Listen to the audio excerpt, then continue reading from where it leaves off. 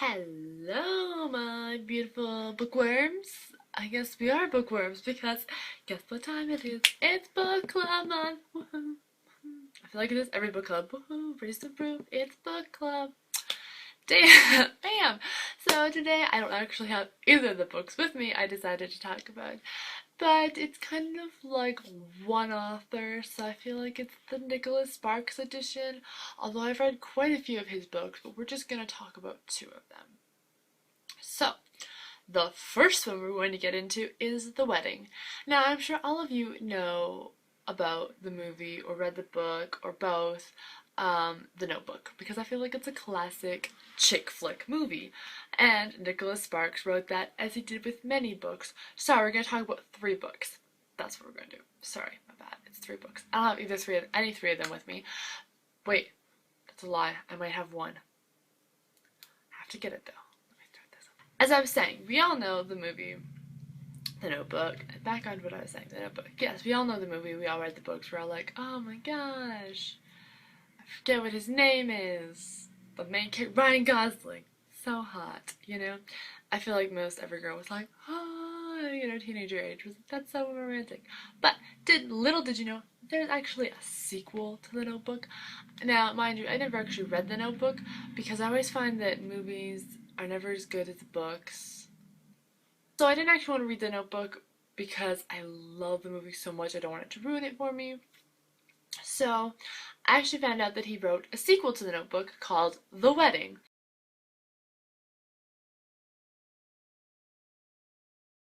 And it's actually the two main characters, I forget their names.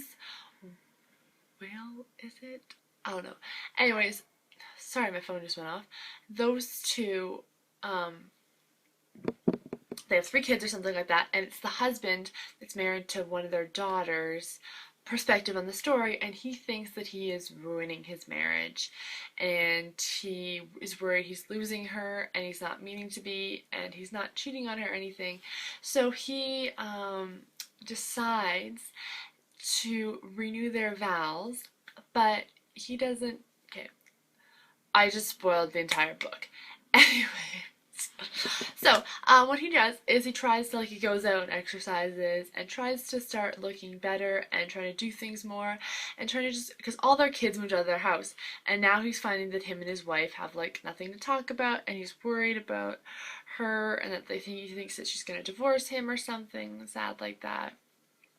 So he tries everything he can. To kind of, woo his wife and try to get her, to kind of fall back in love with him because he didn't realize when his wife stopped doing all this stuff and his son was calling and saying mom's really upset, she's worried, she thinks there's something going on, she's not happy with you, and the kids aren't kind of really happy with dad. And then the daughter gets engaged and the mom's like, oh, this is kind of weird, you guys are young, you don't need to get married just yet. But she helps her plan her daughter's wedding to kind of keep her busy because, the kids are out of the house and, mother daughters, they want to help plan the wedding. But the daughter lets the mom pick out everything, decide everything, what she wants, because little does she know, the husband's having trouble because he's the family grew up and he thinks their parents have such romantic gestures because they grew up with this father that was just so romantic and does all these things for her. Noah, that was his name. It wasn't Will, it was Noah. Noah did all these things when his wife was pregnant with the first child and she was on bed rest, he decided to plant this garden in the shape of a flower of a heart, so she'd have something pretty to look out at night, something pretty to look out with for the first child. And then he kind of had to follow the tradition after that, so he had to do it every year. But it was kind of a labor of love, and he had this beautiful garden in the background. But the husband actually goes over to the house because Noah's in a nursing home after his wife had died, because they're still in the nursing home, and he goes and visits him with all the time, I think, and he goes back to their old house and fixes the garden up and makes it look beautiful and lovely. And he says that his wife, they would be doing dishes, Noah and the wife. The kids grew up seeing their parents, they'd be doing dishes on the radio and Noah would grab the mom and I forget what her name is, and they would dance around in the kitchen and stuff, and he was saying, so they grew up with such romantic gestures, and her husband's just not very romantic, and he's trying to be, and at the end, we actually find out that the wedding's not for her. Like, she had her mom try on the wedding dress or something, and she's like, no, no, mom, just try it on for me, like, see if it fits, and the day of, like, the daughter's wearing, like, a bridesmaid dress, and she convinces mom to get into the wedding, like the wedding dress, and then she walks down the aisle and finds out that her husband actually wants to renew their vows and everything, and he's trying really hard, to make an effort, having date night, trying to like cook things that she might like, trying to do stuff for her because he realizes his marriage is falling apart, and he doesn't know when it happened, and it's an empty nest now. All of a sudden, there's no kids at home. They had 3 kids, they're all gone. They're gone to school. One's engaged, or something, not engaged, but she was like, the mother's like so shocked. She's like, I thought this was your wedding. And she's like, no, no, mom, me and so aren't getting ready yet. It's like, it's you and dad. Like, dad did all this. Dad planned it all. He, was trying. And the mom was just like, oh my gosh. But it's a great book. I love it. It was really cool. I was like, it's a sequel to The Notebook. Little did you know. So if you really enjoyed The Notebook, you might enjoy The Wedding to kind of see the next part of, their lives and continue the story. I like that was cool that he did it from the husband's perspective, and I think that slightly might have like the mom in there too narrating a little bit, but I'm pretty sure the major narrator is the dad. So yeah. The next book I wanted to talk about is Safe Haven,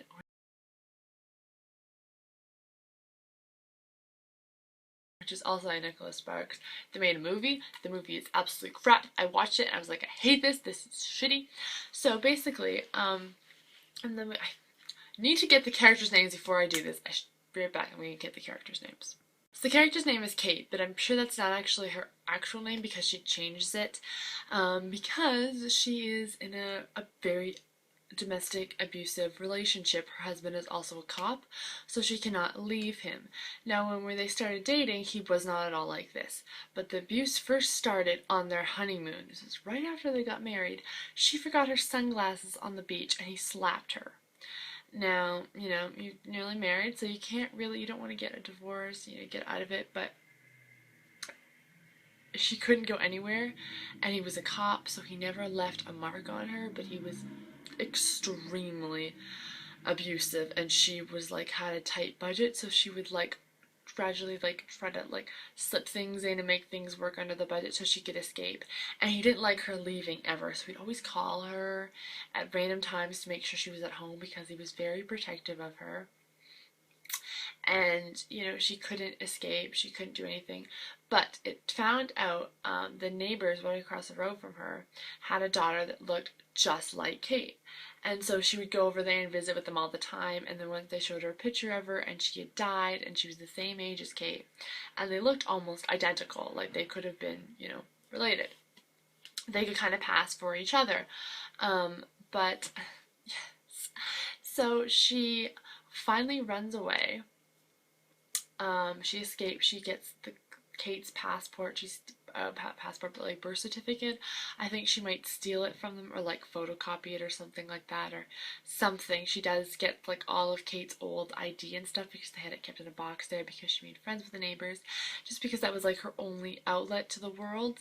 And I think they might have known what was going on with them and stuff. But anyway, she dyes her hair blonde. She gets out of the situation because she's in a horrible situation, and she ends up going on a bus and escaping North Carolina. And then her husband finds out that she has left him and puts up wanted posters, and because he how he finds out about Kate, how she left, like he didn't know where she went. She was gone, and he was all upset, and he was a really bad drinker, and when he was drinking, he was really, really abusive. And then after he woke up, he came out of it, he'd come back and apologize and bring her flowers and bring her gifts and shower with everything. But while he was drinking, he was extremely abusive. He threw her down the stairs, basically, like, he almost kind of like would rape her because she didn't really want to have sex with him, but she knew she had to. And he always made her dress really fancy, and she wasn't allowed to have a job or anything. She wasn't allowed to leave the house without his permission. And he was I like how the story also goes between her perspective and his perspective, and like the other narrators, and then I think Alex shows up later. Anyway, she gets on a bus and she ends up stopping at like a small town in North Carolina, and runs away from him. And she'd like been saving money all this time because she's been planning her escape for months now. Basically, as soon as she found out about the daughter, that was her kind of her way out, that she could leave because she could take over her identity basically to become a whole new person, because she looked alike and then she had a birth certificate, so it was fine. But actually, the husband found out later that the neighbors across the road were having a funeral, and he got talking to one of the girls, and they were saying, oh, how his wife looked like just like their dead daughter Kate. So he kind of like breaks into the house, but when they weren't around in the movie, they show him doing like sleeping, but it wasn't. There was a whole bunch of changes in the movie. He broke in the house, found out about Kate, or no, he doesn't break in the house to find out about her, where she's gone. He learns that from the other lady. He like searches her obituary and finds out that it looks just like Kate. At this time, he like doesn't know where she is at this point for the longest time, but she finally like she escapes, starts a new life, buys a cottage or something near the road, and she ends up talking to this guy at this local store, and she was asking if he had a couple of these things lying around, and he was like, oh yeah, and he ends up giving her a bicycle, and she's very afraid of men, and she's very timid, and the guy's name is Alex, and he has 2 kids, and he runs the local store and stuff, and she goes in there quite frequently, and she kind of like she talks to the little girl and asks her what color she should paint the floor because she didn't like the floor, and the girl suggested yellow, so she's like, I'll paint the floor yellow, and I think she was gonna paint the walls or something. She ends up painting the floor yellow, I don't know, but they end up giving her a bicycle, and she walks all over the place and like does stuff, and gets a job at the local pub or something, or like a fishery or some restaurant there. So, anyways, she and Alex kind of start to form a relationship too, and she's very, very scared because you've been in an abusive relationship. She's worried her husband's gonna find her, but kind of like at this point in the book, she doesn't think it's gonna happen. But she's in a very serious, like violent relationship with her husband. He's a very heavy drinker. Um, but she babysits for the guy a couple times, and I know that's a different story. A different part. I'm getting way ahead of myself, but she meets this girl named Jo that lives right next door, and that's kind of like her friend, and she talks to her all the time. But later you find out Jo is actually Alex's dead's wife, and so she's kind of like seeing her ghost, which is a little weird. But Jo's her only friend basically in town, and she's kind of encouraging her to date Alex, I think too. I don't really know, but she's very fearful that her husband will find her, and the only reason he did find her was because Alex convinced her to get a driver's license, and then she got logged into the system, and then that's how he found out where she lived, which is totally scary. Sorry, my phone went off again. Which is totally scary, but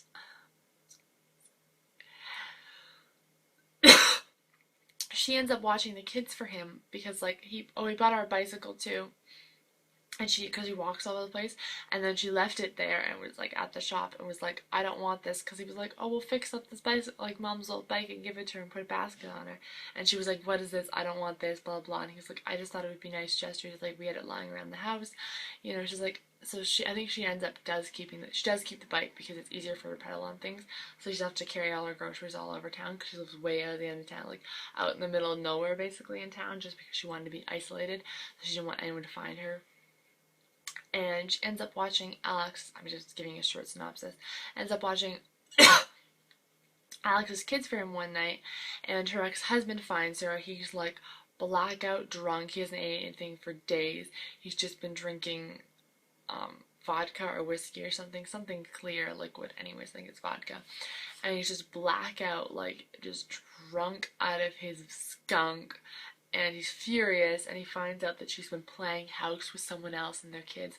So, since they live up above the store, he starts spraying alcohol and everything, and she sees him, and she freaks out, and she tries to grab his kids, and she gets them out of the house just in time, out of the place where they're staying just in time, before the whole place gets set on fire or something. Anyways, her husband finds her, and it's a big ta-da, and, you know, Alex isn't there to save her, and she's watching his kids, and it's a really good book. I really, really like it. The movie is shit, but the book is absolutely amazing. So if you like the movie, read the book, because it is absolutely amazing. The last book I want to talk about is also by Nicholas Sparks. It's The Last Song. And this is probably one of the only movies, like one of the very few movies and books that I feel like it's very similar to the book and the movie, except the book just has a little bit more description. But I think this is like pretty much bang on with the storyline of the book. So, it's about a 17-year-old girl, Victoria, Veronica, sorry, not Victoria, Veronica, or Ronnie, Miller's. Life was turned upside down when her parents divorced and her father moved to Wrightsville Beach, North Carolina. 3 years later, she remains alienated from her parents, particularly her father, until her mother decides it would be in everyone's best interest if she and her brother spent the summer with him. Resentful and rebellious, Ronnie rejects her father's attempts to reach out to her and threatens to return to New York before the summer ends. But soon Ronnie meets Will, the last person she thought she'd ever be attracted to, and finds herself falling for him, opening herself up to the greatest happiness and pain that she will ever know. I just think this is a really, really good story, actually, because it's like Ronnie is a very rebellious child, and then her mom really wants her to spend time with her dad, and her brother, Jonah, his name is Jonah, and him and his dad builds stained glass windows because the stained glass window got broken at the church, and he's like one of the only people that knows how to like fix it. He's like a very like fixer man. He also plays piano, and so did Ronnie, and she was really, really gifted and really, really beautiful. And she just threw it all away because she was so upset, and she got to get into Juilliard and she doesn't want to do it. And her dad thought it was funny. He was like, it takes a really smart person to get every single question wrong on the test. You know, there has to be like, you got a 25% chance, but you choose the wrong answer every single time. Like, what are the odds? Maybe you may pick the right answer once. But I was like, I think it's very smart that you know, it takes a great amount of skill to fail the entire test to get not one question right on the entire test. So that was funny. But the dad helps make Jonah build stained glass windows with them, and he plays the piano all the time. And Ronnie thinks he's doing it because she used to play piano until he left, basically. And she's really gifted, and I think she's just doing it to make her play the piano again. But in reality, he actually has cancer, and he's dying, I think, or he has some disease. I'm pretty sure it's cancer.